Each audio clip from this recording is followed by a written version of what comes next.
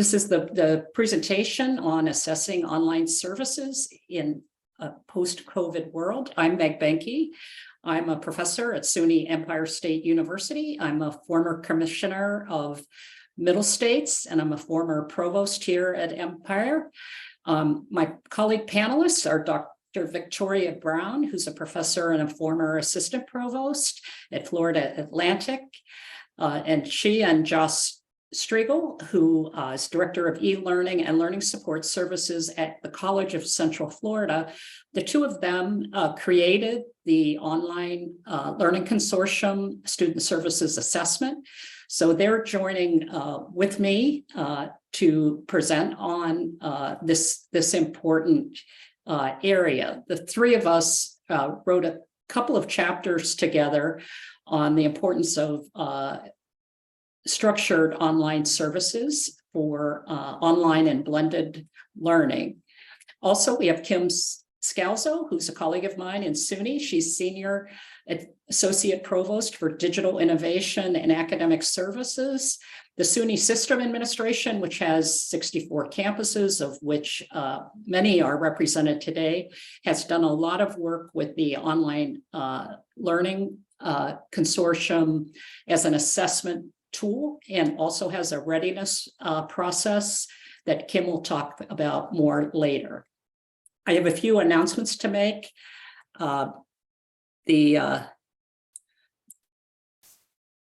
This presentation you are viewing has been prepared by Middle States, and it is its property. Reproduction, distribution, or transmission of this presentation in part or in whole is expressly prohibited without prior written consent from Middle States. For permission requests, email the president at msche.org. For any questions about institutionals' accreditation status or additional information about the standards for accreditation, requirements, policies and procedures, federal regulations, you should contact MSCHE staff. We are all just advisors here in giving advice from our perspective as colleague institutions. You would always seek the advice of your institution's assigned vice president with any questions specific to your institution. It is not intended as a substitute for professional advice from Middle States staff. And go to the next slide. This is your participant panel. I want to let you know that this presentation is being recorded and will be sent to all registrants.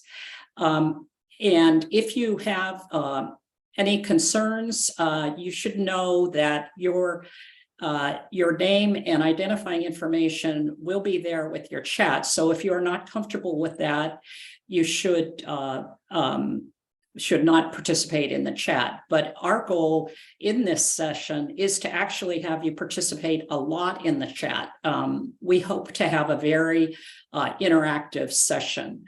I also wanted to remind anybody who came in late that there are interpreters available. If you go to the interpretation link on the bottom of your screen, you can identify ASL and pin that for your participation. All righty. Yeah, just be aware that the chat is there. And then also, please, as you can, please join us in social media with Middle States. Thanks so much. So why are we talking about student support services? As you know, during COVID, a lot of institutions moved toward getting involved in online student services because we had to. And many of us pivoted very, very quickly. Some institutions had a long preparation period of years of working in online space, and others had no experience. But I think it was amazing how much institutions did to get creative during that period. So the reason we're talking about support services is they are so important to successful student completion. It's not just about the courses that students are enrolled in. we didn't just move our courses over into online spaces. We also had to move our student support services.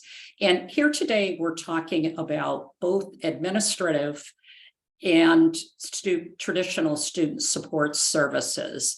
And we're focusing on an approach that is a continuous improvement and its cycle in this time. We also wanted to, talk about the fact that student support services, in the early days of online, we often just sort of put the services up there and hope that students would come find them. What we're talking about today is how many, many more institutions are using more of a push model, more of an intrusive, if you wanted to use that word, model of trying to get the services to the students that need them, when and how they need them. So that's what we'll be talking about today in the accreditation cycle. So one of the things that we are hopeful for that is in the chat that you guys will jump in, and each of us are helping each other with serving as moderators. And we just love to have some thoughts on how, whatever, model of student services you have at your institution or your administrative services that you're using in the online or blended space. How are you measuring the effectiveness of the service? Can people tell us a little bit? Give us an example, and then Josh will help me with the chat. We'll give you a minute here to just post something there. How are you currently measuring the effectiveness of your services? Go ahead and jump in, Josh, whenever you feel comfortable. Well, the first couple of responses are various surveys, Google Forms, Qualtrics. I think, surveying students is heavily relied on by a lot of us. Course evaluations, I'm assuming those are the end of course evaluations. So we've gotten a couple of responses for that and some more responses about surveying. So some of you who have responded for surveying, is that along with the end of course evaluations? Are you targeting particular touch points, just general student satisfaction surveys? And does anyone want to elaborate on the kinds of surveying you're doing? Okay, Christine's focusing on particular services surveys. And Josh, I've been seeing some institutions that have been using focus groups.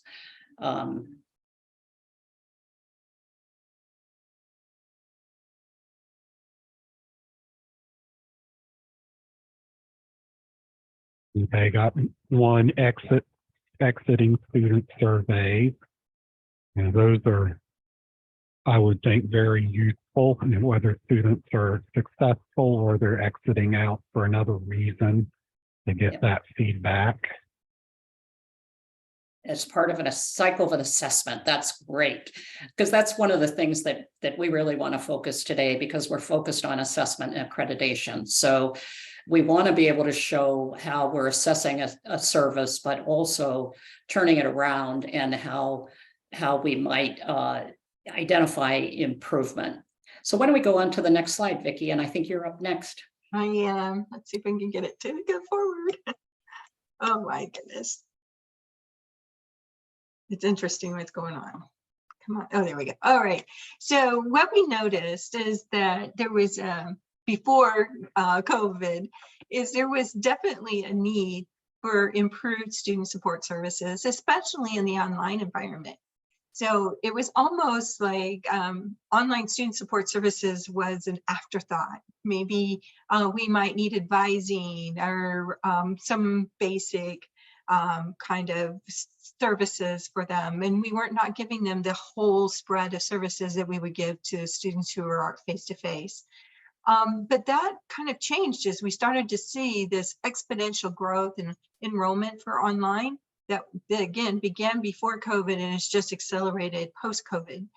And there was some organic growth of services. So as students were indicating they needed some service, that maybe it would be added.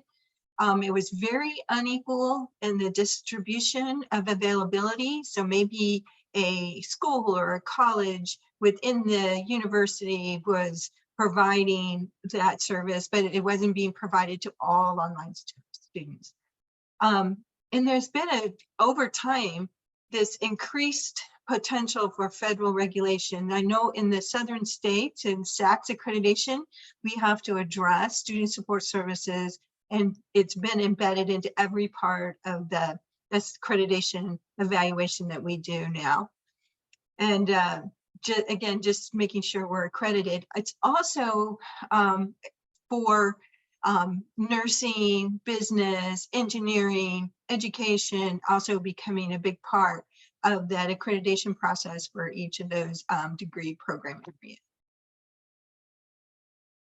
So we have, as we were building out the Online Student Support Services Scorecard, we started looking at what were some documented needs for student support services. And I believe it all goes all the way back to where Tino wrote his book about student support services and how important it was to integrate student support with academic support for all students to be successful at a higher ed education.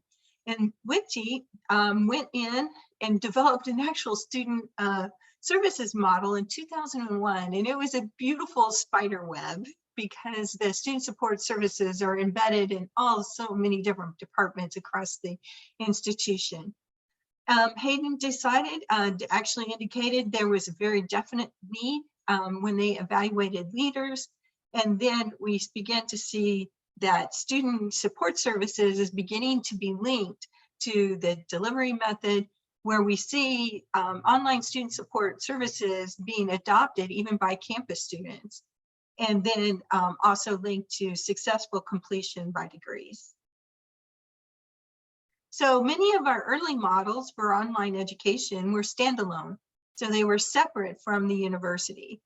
And we would actually, we have OPMs that we actually hire today, which will provide specific sets of student support services that is separate from that at the university. However, particularly with COVID, it's become very important that these services become ubiquitous and embedded throughout every function that we're doing at the within the institution. And it was really interesting to see how student support service offices were becoming particularly creative during this period about how are we going to provide those services, and also this need to measure the impact of the service and how they were being improved. So when online services are available, one of the things we've learned is they're available for all students. So we're going to take a few minutes and we're going to reflect a little more again on our previous conversation. How is your institution measuring quality and the availability of that online student support services? I believe Meg's going to help us out here and begin and look at the chat. So if you could go right ahead and kind of put some what you're doing at your institution. If you're doing something, maybe you're not looking at the quality and the availability. Let us know that as well. We'll give you a few minutes here to type in some responses to the chat.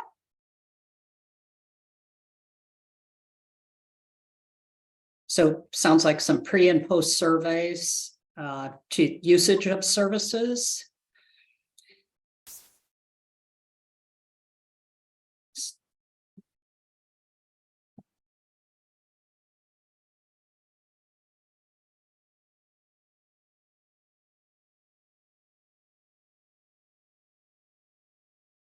So I think when you're doing surveying, you're surveying whether they their impression of the quality of the services, but how are you also looking at, are the services available to the students? So what we're transitioning here is your own institutional assessment of, are you delivering the appropriate services for students who are studying entirely at a distance or in a blended fashion?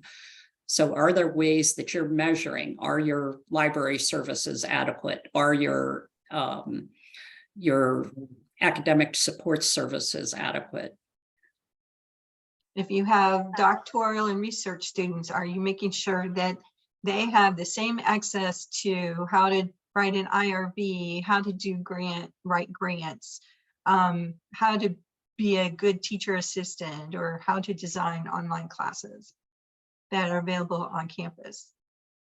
I'm going to jump in and call out Dina's comment about usage metrics. I'm going to speak a little bit about that for some of the stuff we've done post-COVID. That's very important, looking at the actual usage.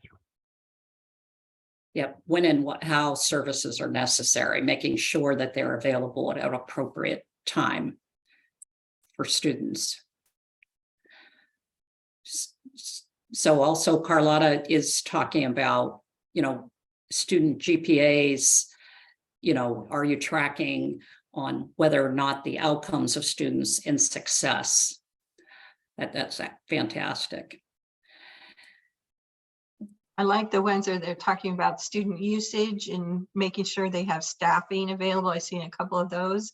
Right. Yes. So we'll move on to the next slide. So, I think everybody who's on this call is knowledgeable about assessment and accreditation. But, one of the things that we started talking a lot about here is student satisfaction. But again, we're thinking about this from a continuous improvement cycle. So what we want to think about is the complexity of assessment and how you're doing this throughout the accreditation cycle. So one of the things we hope to talk a little bit more about is our institutions using learning analytics to develop early alerts to target student support services. So rather than just making the assumption that all students need the availability of a particular service, maybe you put it in a particular course where it's available to a particular group of students who might not have had the advantages of others in that particular course. Are you doing organizational analysis to determine if the right services are available in the right format for the online or blended student? Can you do some peer reviewing? Kim will be talking about this later, and Vicki and Joss also, to do peer review and benchmarking with other institutions about your services, to look at whether or not your services might be certified. And these are all part of the accreditation cycle.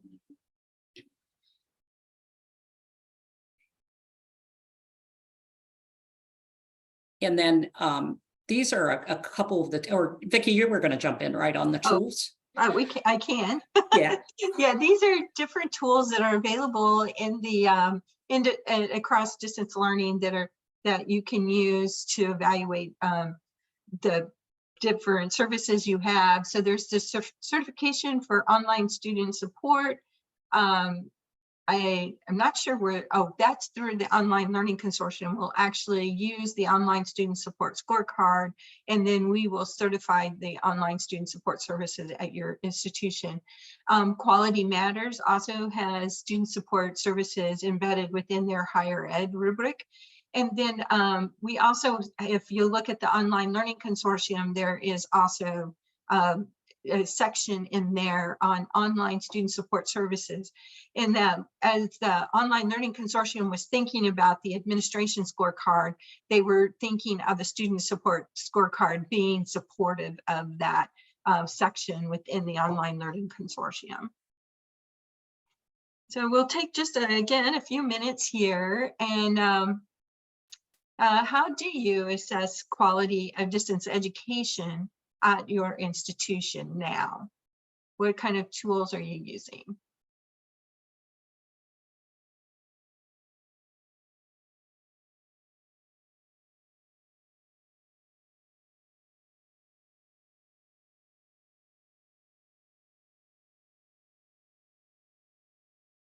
And Kim, you're the one who's going to monitor this discussion.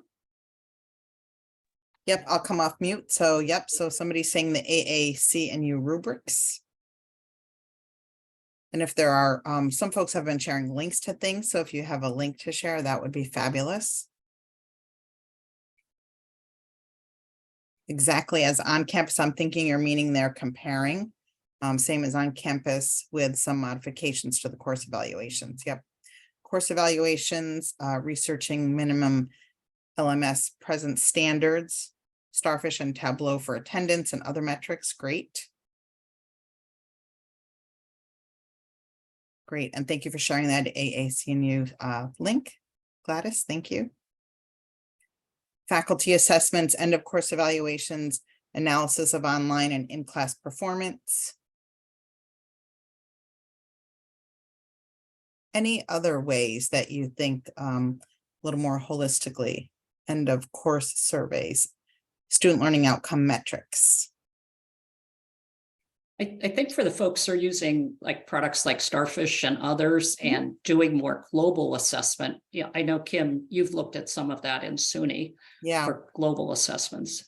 Yeah, and then looking at your distance students and your distance courses as a subset of that and how that compares to others. Yeah. Great. Student satisfaction surveys on the quality of online versus face-to-face teaching. Yep. As part of our institutional assessment, we have a 4-prong approach to teaching effectiveness, student satisfaction, student learning, and values assessment. Nice. I think it's really important too to be monitoring that comparison between your online and traditional and your online to make sure there is no students falling out, particularly as online is typically tougher than students think it's going to be. Right, right. And AAC&U again, and I believe that's the NESI. Yeah, that's NESI, yeah. Instrument. Yeah, that's great. Mm-hmm. Sample evaluation by courses modality. So just to say the quality of your distance education, a lot of folks talking about courses and looking at the tools that you have by courses. Anybody like kind of taking a macro step up to look at the overall program, overall online initiative?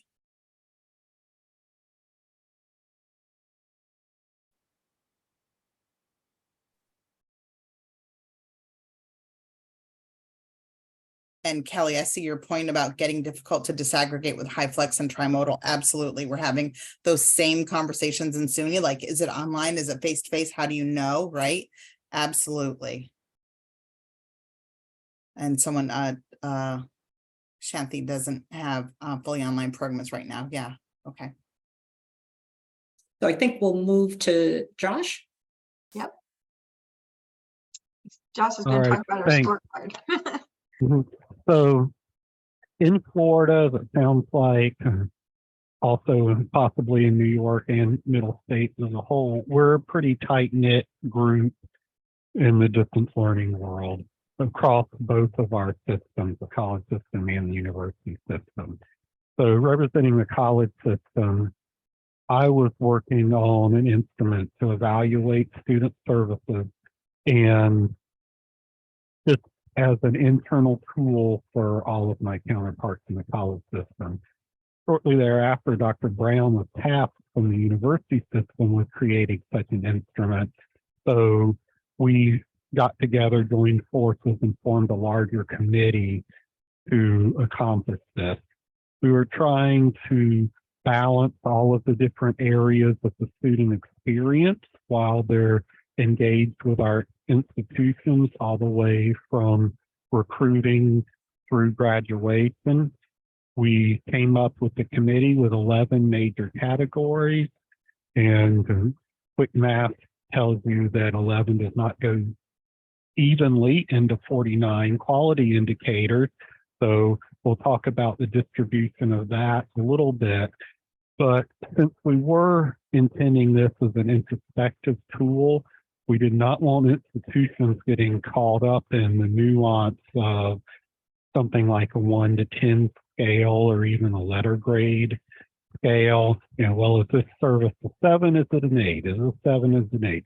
So we just picked a 0 to 2 point scale. You didn't have the service at all. you had it but could improve, or you have an exemplary model for that category. So that's why we went with something that almost seems oversimplistic, but it was by design.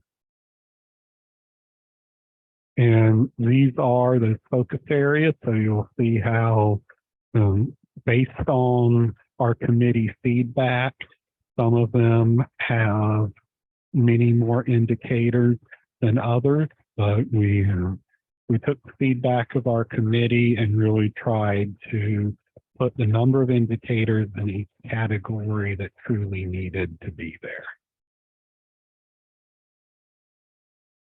So as Dr. Brown mentioned, the scorecard is available through the Online Learning Consortium.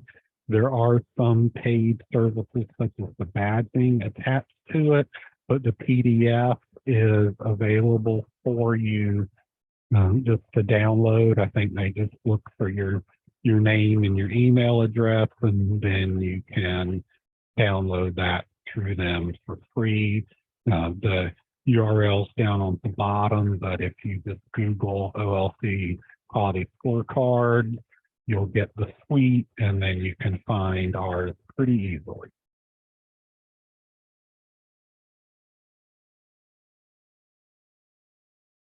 I was trying to bring it up real quick so you could see what it looks like. It is very simple to use.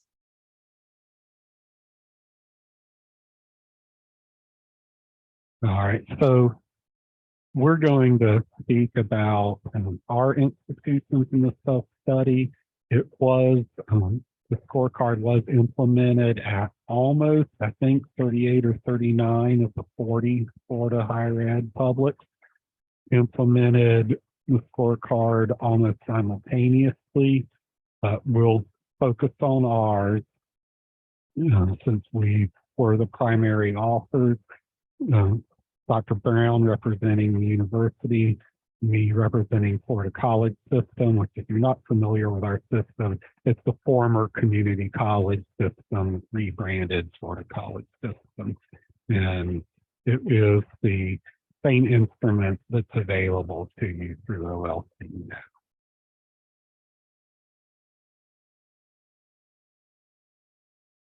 Right, and that brings us to another pause for some interaction.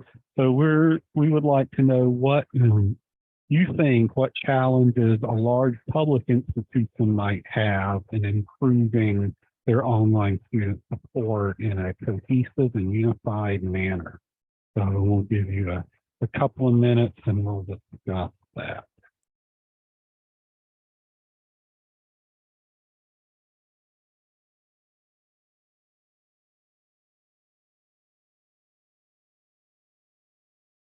So it is our thought that challenges at a large institution versus a small private versus a community college, are there particular challenges that large institutions have when assessing services?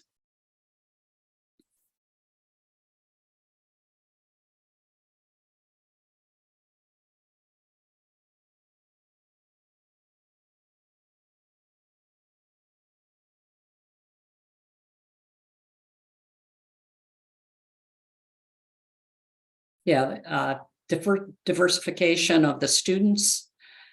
Students across all sorts of, large institutions have large numbers of majors, large levels, graduate students, and trying to get the services to be available to multiple campuses, often a challenge.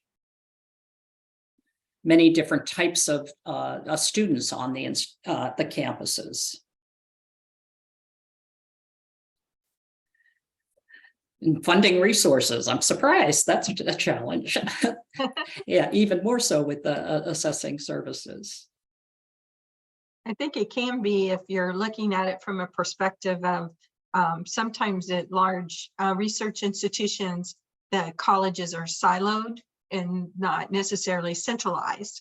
So that can lead to a very different approach being used across different colleges and schools. So, Vicki, you're going to jump in?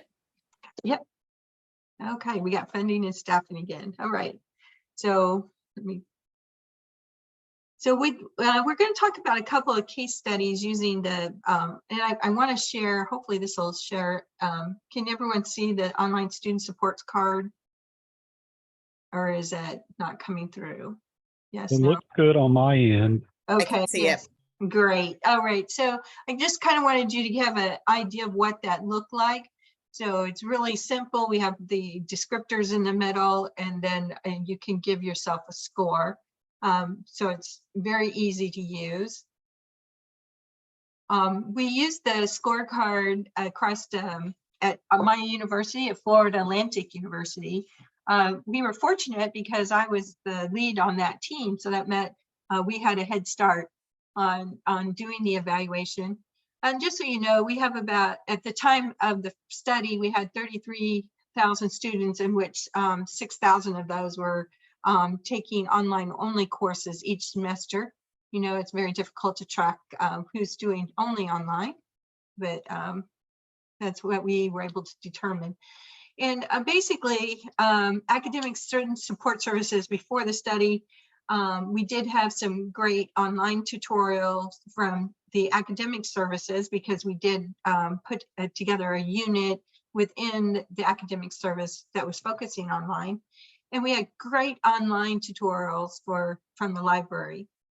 However, enrollment and admission services were very focused on traditional students, where they had to hand deliver particular documents in order to become admitted into FAU. In our academic affairs, advising, and those kind of services were still very focused on traditional students.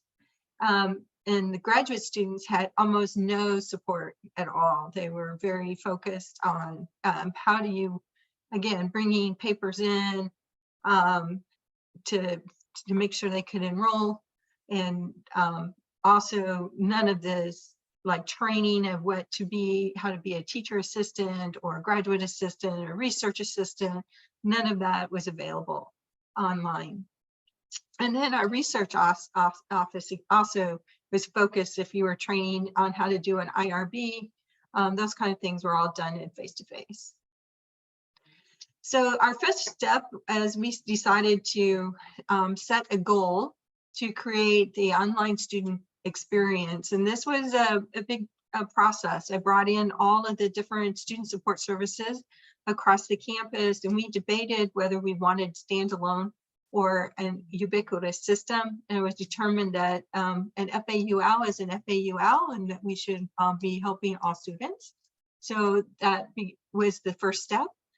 At that point, we used the scorecard. There was meetings with executive level leadership and mid-level management to really evaluate whether they were offering those services or not. And then we had the mid-level management come to an advisory board to evaluate the results of that scorecard, and the departments then took ownership to develop.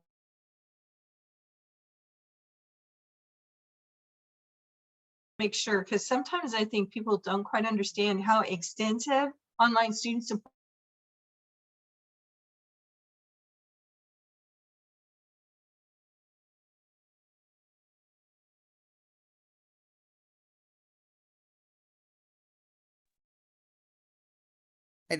I don't hear Vicky anymore.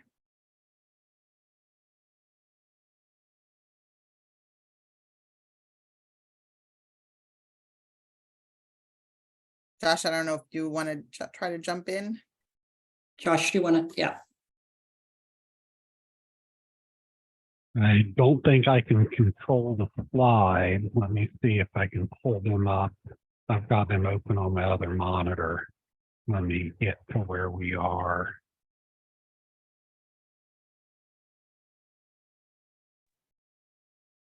I have them up if you want me to share them. Okay, if you want to share them real quickly, I'm almost there, but if you've got it ready, then I'm just trying to figure out which slide she was on. I'm 24. I got it.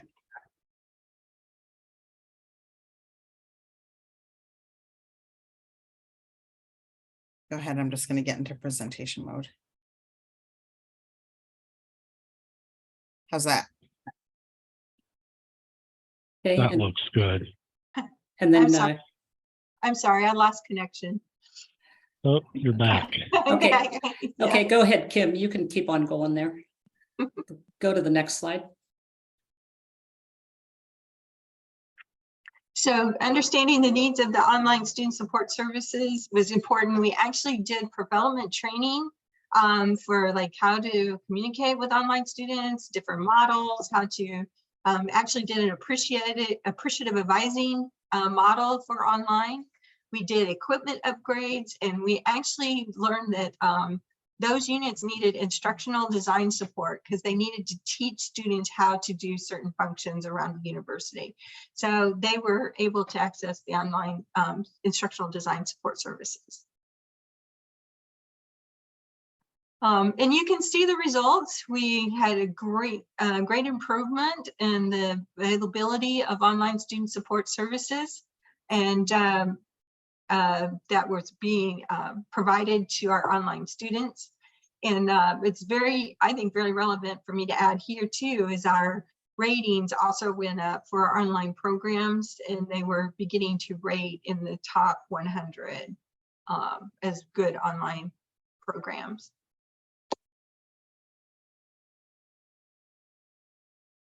So we had, during COVID, we had a head start because we were implementing this scorecard, but there was still some barriers that needed to be improved, some processes that needed to be designed specifically for the online students, and those quickly happened. All of the services transferred to online.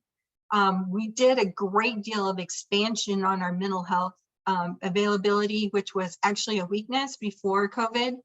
And now we hire a service for state services for mental health. We provide online self-help, offering virtual appointments, and we actually adopted a telehealth service. Big improvements.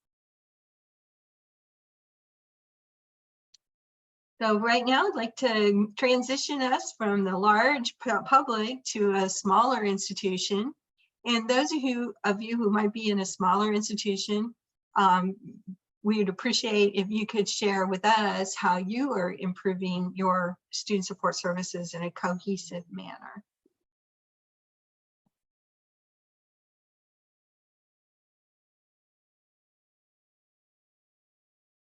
Are there any specific challenges that you feel like you have as a small institution that maybe those of us in large institutions do not have? Yes, staff capacity and funding. I think Josh would agree with you very definitely with that. Oh, Wellness, yes. yes. Competing priorities. I think he'll agree with you with that one too. Yeah, the small institutions definitely have to really think about what they're doing. The online wellness workshops is a good idea, very important for students who might be feeling isolated in their online environment.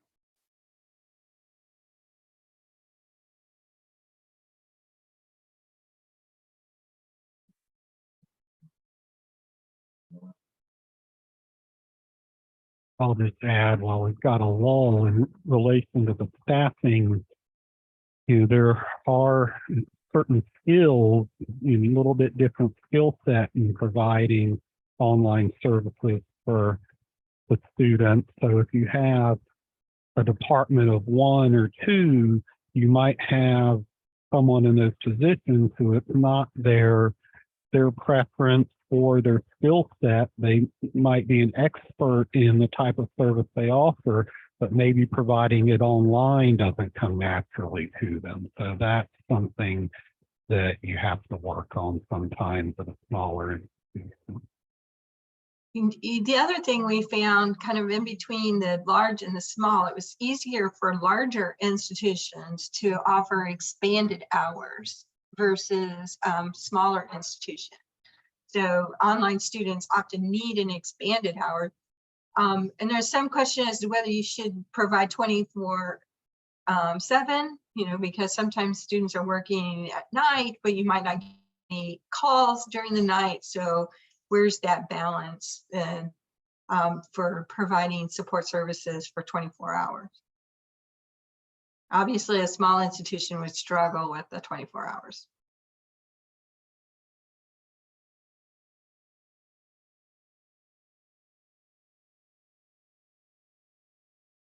Well, let's go, maybe go ahead to the next slide there. Yes. That's right, they don't integrate well. So you have to, large institutions have the ability to design those themselves. And that's one thing we found in Florida. And sometimes what we would do is the large institutions would design them and then share them with the small institutions. All right. Thanks, Vicki. This slide is just a condensed look at what we've done starting back 8 years ago now, when the scorecard was disseminated to all of the institutions.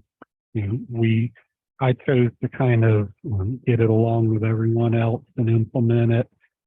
We involved as Dr. Brown said, the mid-management, the leaders in the areas, did the initial evaluation, and we had some obvious room for improvement. So we took a few years and worked on those things, reevaluated in 2018, and we had made up about half of that gap between where we were and where we would want to be. Continued that on, and then in 2020, before we did another evaluation, COVID happened, and that emergency online instruction that we're all familiar with.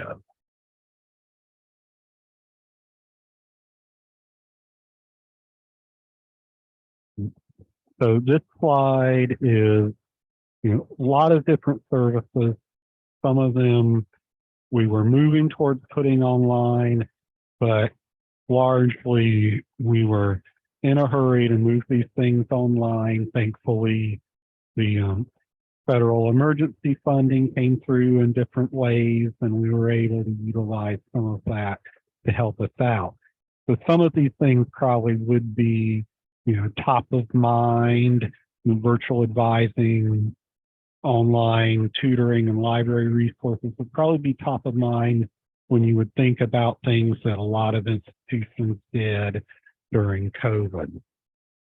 But we also had to look at some more obscure types of services and experiences to serve everyone. As a former community college, we have a lot of things going on. We have a lab school where we have young people from the community involved in educational experiences. We had to come up with something for them to be able to complete the experiences they were in.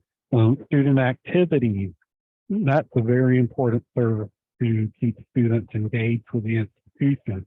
So everything down to, we did a henna tattoo at home experience over Zoom, and that was very well attended. So the things that would be obvious and some of the less obvious things, we tried to find ways to provide to students online.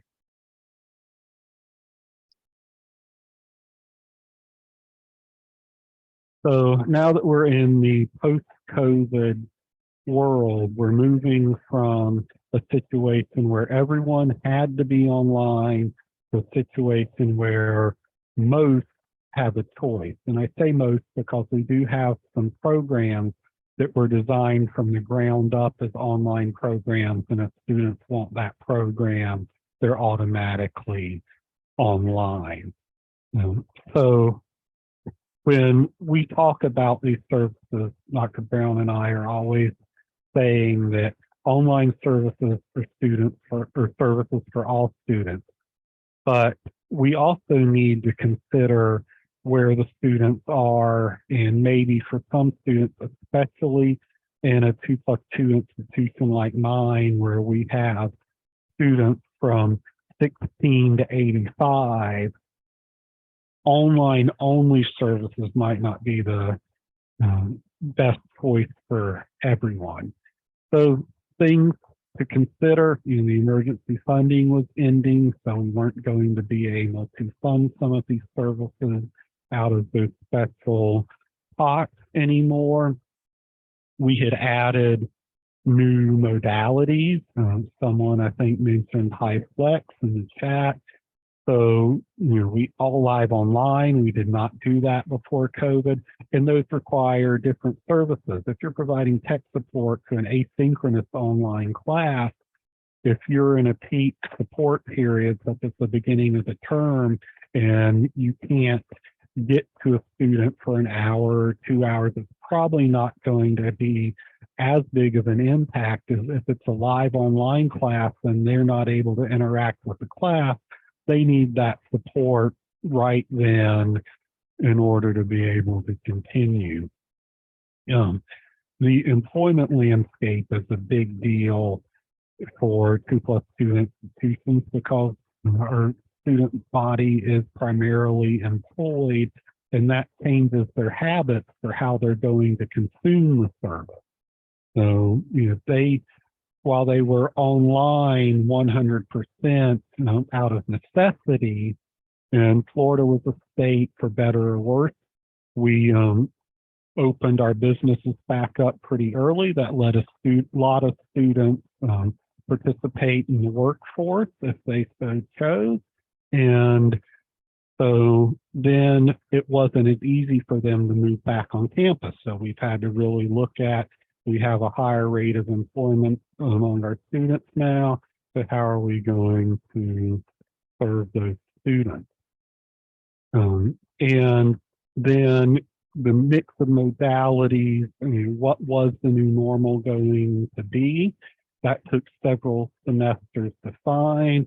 We were looking at surveys and comments, all the different types of feedback from not only the students, but the community, the other stakeholders in the community.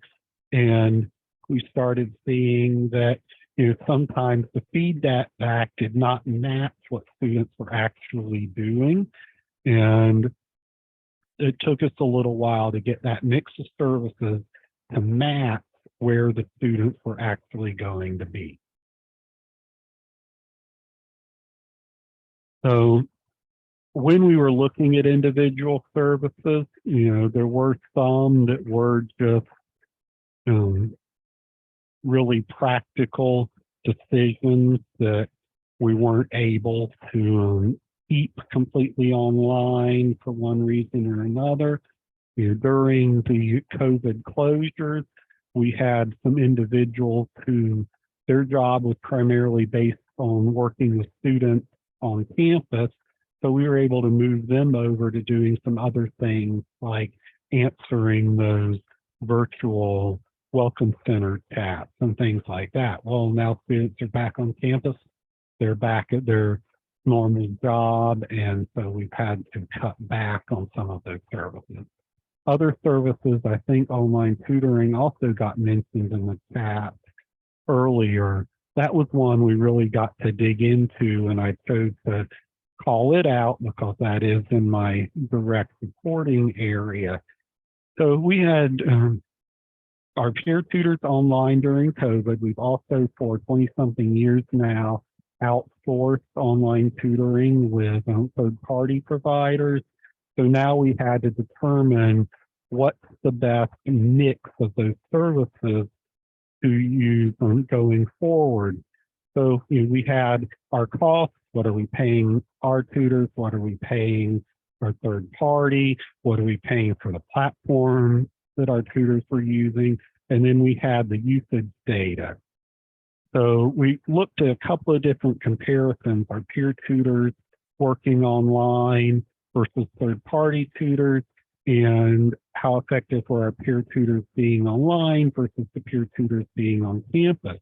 And when you looked at the usage data, because of the really the value proposition of the third-party companies, if you're not familiar with them, when you're a small college, if you have a third-party tutoring partner, they're able to offer a much broader variety of subjects than you could ever offer using peer tutors at your institution, and also the availability app.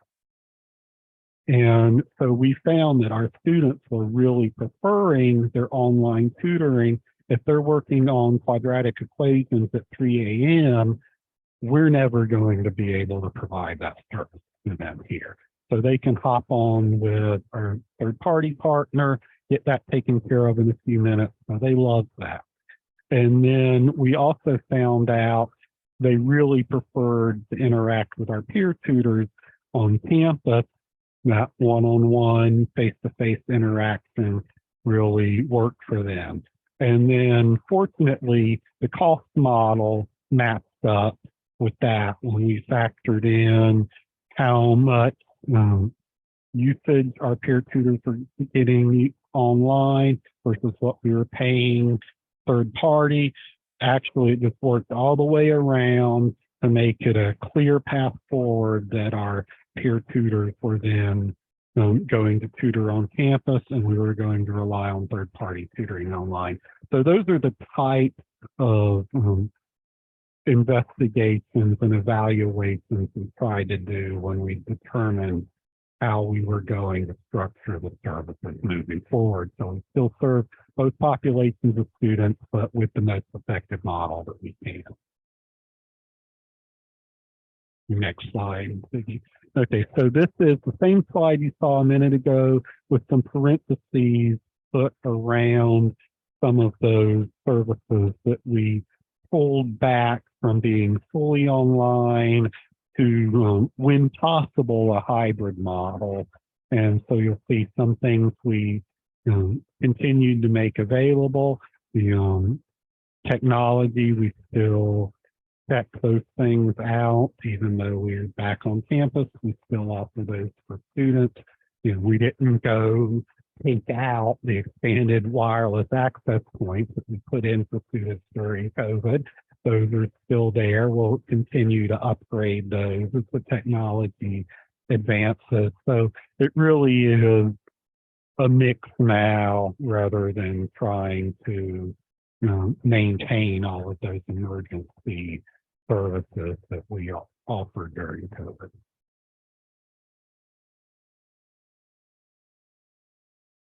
All right, and I think we're switching back to Dr. Brown to talk about the way we looked at the data we gathered. Yeah, so we use the scorecard across both the university system and the college system. And basically what we found from that interaction that was occurring in both instances is that the scorecard was a useful tool for conducting a self-study and making sure that the services that are needed are available.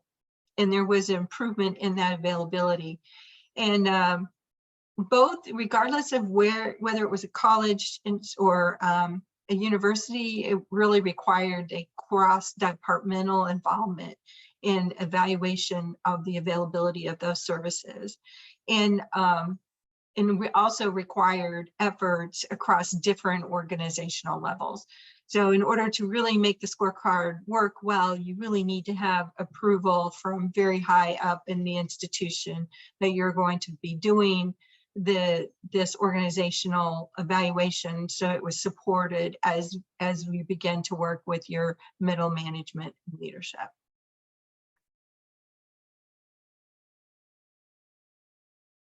Okay, and I think we're over to me now, Vicki. Yes, you are. Thank you. So, so what I want to talk about is two models that we established here at SUNY for student services. So as campuses were starting to think about how do we support online students and what level of services and support do we provide, we really saw a couple of different models that were emerging and that we were advocating for. And so, and this table really, shows kind of the differences between those two models. The first one is a concierge, which is somebody who serves like a single point of contact, much like you would see at a hotel, a concierge, somebody who you could go to for anything. And And so for campuses, that may not be able, that may have limited resources, this model might work for them, where they provide a concierge, somebody that their online students know is a single point of contact they can go to and can play more of a communication, monitoring, doing some kind of lower touch support services for students. In the last few years, we have been implementing a model for success coaching, where and we're seeing more of our campuses now, and in some cases with target audiences who may be more at risk, doing these more intrusive coaching models where they are providing that single point of contact and supporting communications and monitoring student progress, but going beyond that to reaching out with students to help them outline success plans, looking at things before they come in, like as they first come into the institution, what is their online readiness for being successful in an online. There's regular outreach, regular touch points where they're reaching out and talking to each student. They might have a caseload of a certain number of students.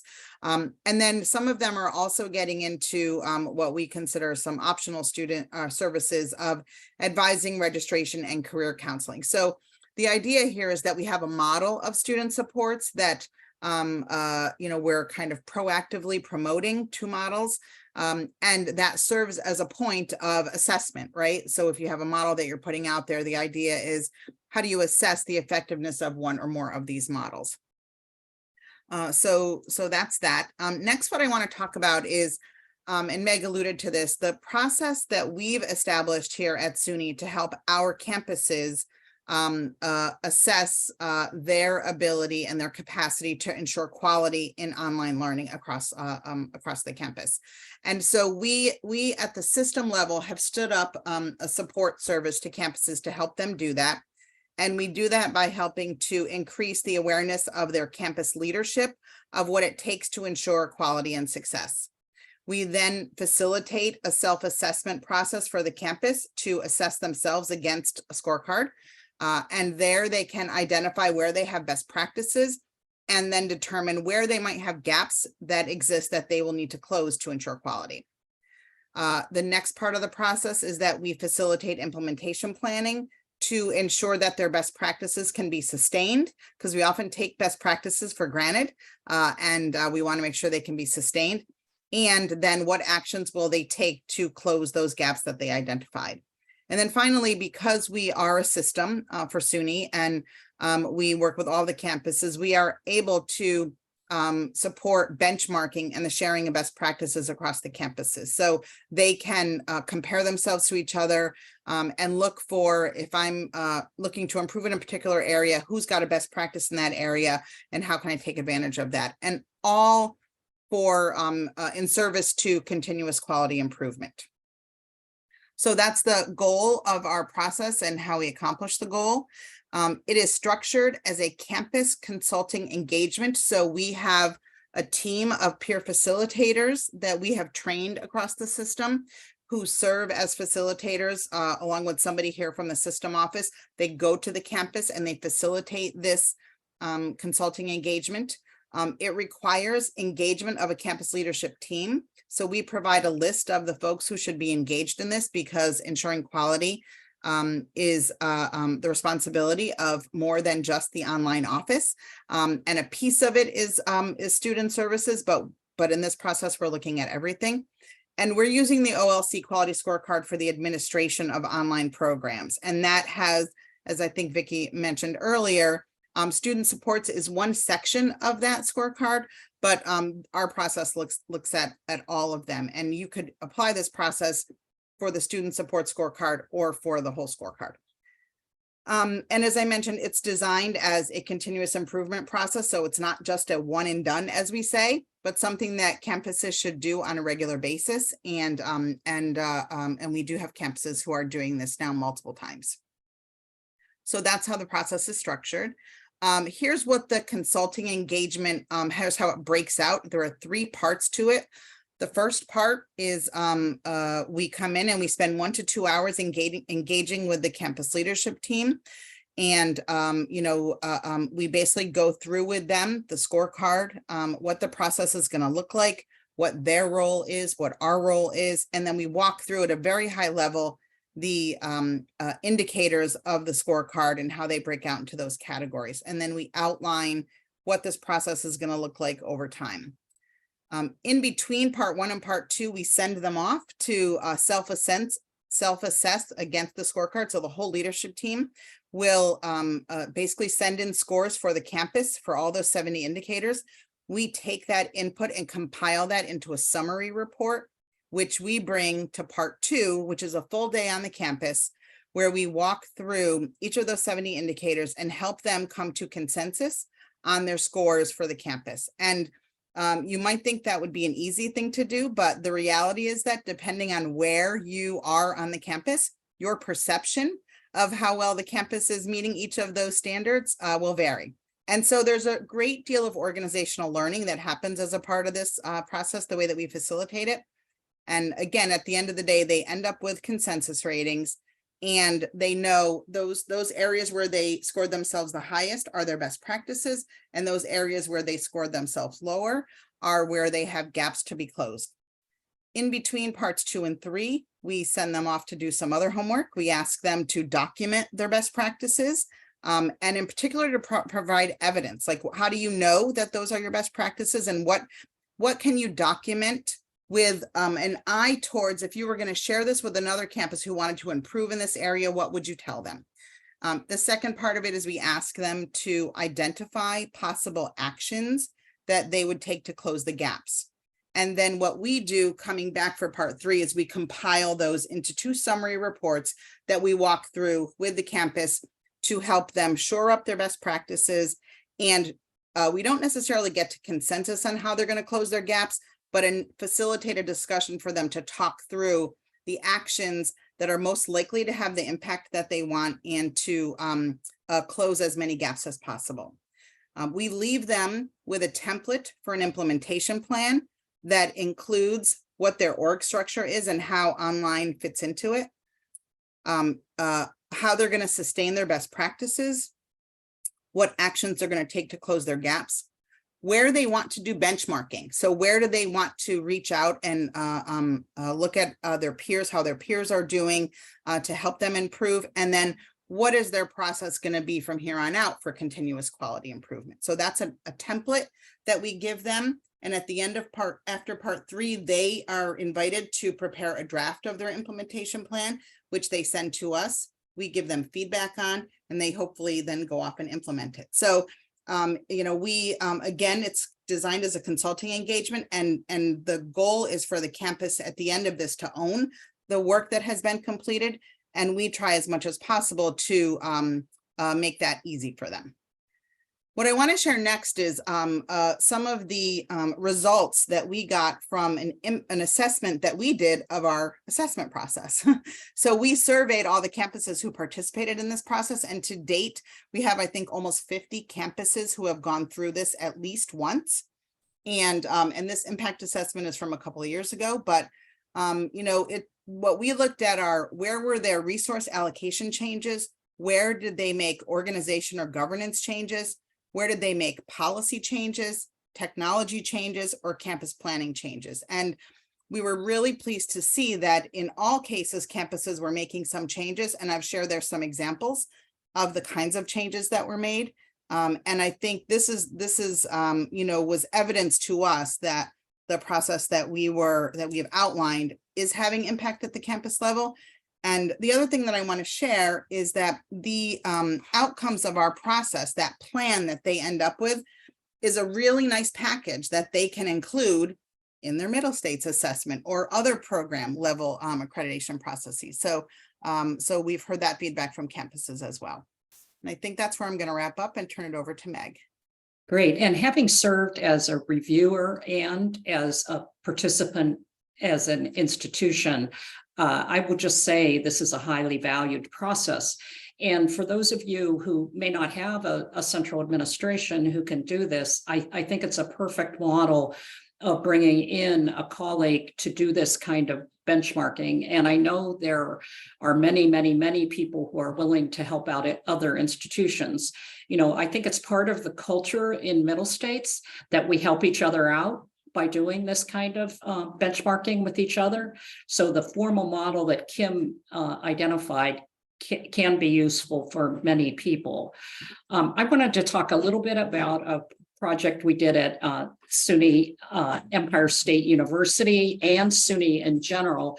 In the middle of COVID, we're going to talk a little bit about how you build support structures for blended online, a little bit about diversity, and considering assessment approaches and communication for online services in areas such as admissions, registration, student support services, and ways to enhance engagement and build community with students. I think many of you know that SUNY has great maturity in online learning. We were, among the earliest institutions in the Sloan Consortium that built online programs. Kim will go to the next slide. So we established in SUNY right in the middle of COVID, an online student service task group that really focused on benchmarking and assessment. And we did this kind of interesting project. We at SUNY have support for our employees to go to school to get either a bachelor's degree or a master's degree.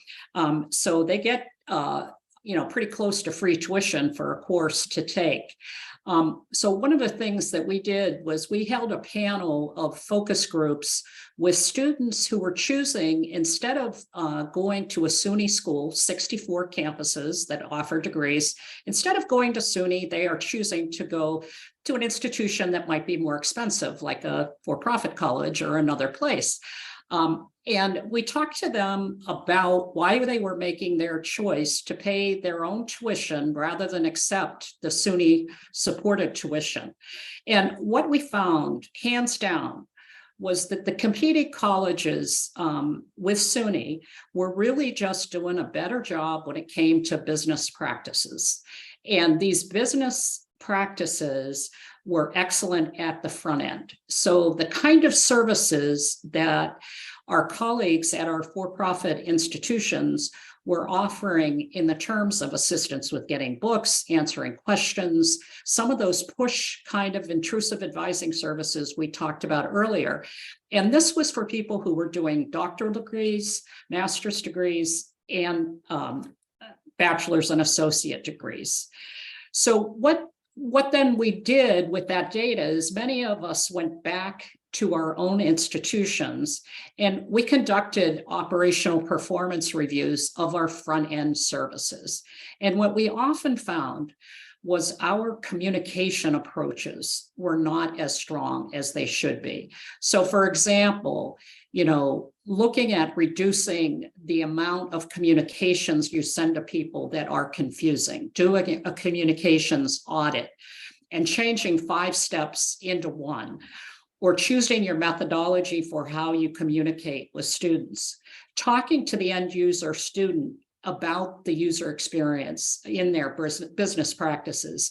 And students, institutions involved with this type of work really were able to improve those front end services. What we find, Vicki mentioned this earlier, that our departments sometimes work in silos. And what we really need to do is get our financial aid office working with our admissions office, working with the other student support area to make sure our messaging to students is supportive. Many of us use the OLC Student Services Assessment as an internal analysis of how we were doing. We also benchmarked against other institutions. What I found during COVID was some of our institutions who were new to online learning were actually being quite creative. And even though my own institution had been working, for 20 years in this space, we had things we could learn from our sister institutions. And finally, we all looked at whether we could improve our individualization of services through learning analytics. We'll go to the next slide. So this is kind of some of our results. I would just summarize these. We found out that you've got to really know who your learners are and respect them through very, very, very high attention to personalized instruction in the classroom and services that are very personalized. But on the administrative side, we've got to be like Amazon. I mean, that's pretty much what our students told us. You can't personalize everything. It's got to be, pre-thought out what services are like. We found high interest in short-term offerings that our institutions were sometimes not as willing to deliver as some of our other competitive peers. We found that we needed to be more respectful of learners' time. They really need upfront answers to things like, how much will this cost? How long will it take? How do I get access to the services I deserve? And they need to have very great clarity over next steps. How do you get your books? How do you get your tutors? Not an optional select, but more of really a push and a connect. I mentioned earlier, we analyzed each step in the communication stream. We needed to get our different offices to work together in a less siloed way. We needed to look at gamification. Some of our services were very static and text heavy, whereas we needed to get better about bringing the learner into our orientation and other services. As far as offering collaborative programming, our student success units had to work a schedule together. So, our tutoring services had one schedule. Our financial aid office had another schedule of workshops. The library had another schedule of workshops. What we had to do during COVID, and I think this was very successful at multiple campuses, was develop a comprehensive schedule.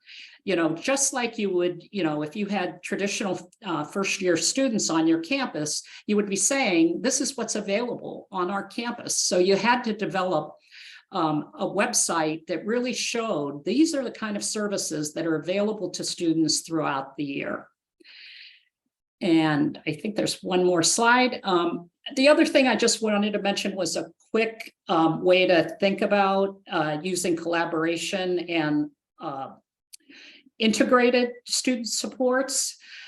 Here at Empire State University, we've been targeting high enrollment courses in the first year and developing every year several projects where we target those courses, bring in the faculty who teach the course, the adjunct faculty who teach the course, the academics supports unit, the tutoring center, have them look at the course assignments and identify where students struggle from the area, bring in Empire Online to look at the data analysis for where students drop out of the particular course. Several of you mentioned this as a part of what you look at. And then doing the assessment to look at the impact on course completion rates, demographic data, gradebook changes, and analysis on these high enrollment gateway courses. So I think, one of the messages we want to leave with people on talking about student support services is that they need to be merged with the academic side of the house for us collaboratively to consider assessment of the work we do with students. I want to say just why we put this link up here.